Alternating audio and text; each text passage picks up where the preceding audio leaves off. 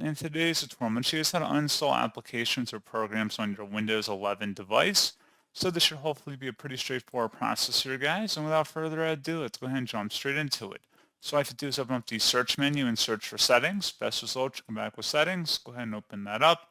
Select apps in the left panel. And then on the right side, up at the top underneath apps, select installed apps. And then on the right panel, either search for the app or search for the field until you find the one you're looking to remove. Select the three-dotted icon next to it, and then select uninstall.